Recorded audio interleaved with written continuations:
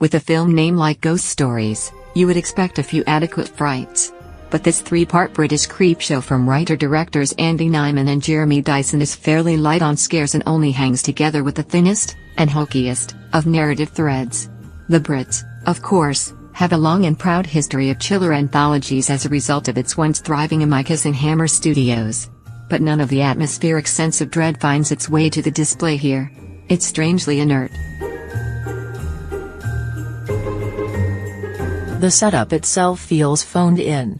Nyman stars as Professor Goodman, a paranormal debunker who is summoned to the shabby motor trailer home of his idol, Leonard Byrne.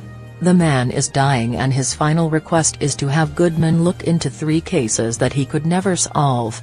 So Goodman puts the case files into his knapsack and goes on his merry way like Little Red Riding Hood into a dark forest of the damned.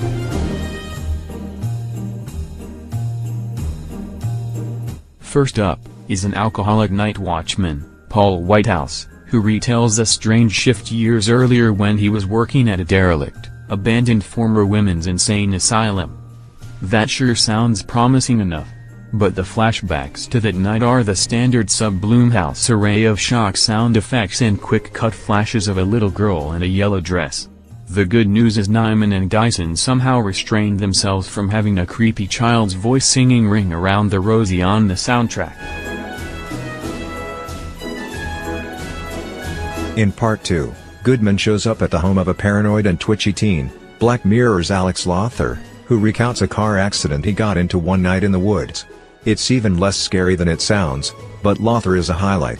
Finally, in the closing, and least fleshed out, chapter, Goodman visits a super wealthy finance type, a Cheshire grinning Martin Freeman, in the countryside and listens to his tale of woe, which involves a not particularly terrifying poltergeist. With each patch of the quilt, you keep waiting for a twist or a jolt that never arrives. Somehow each one feels both slight and padded out.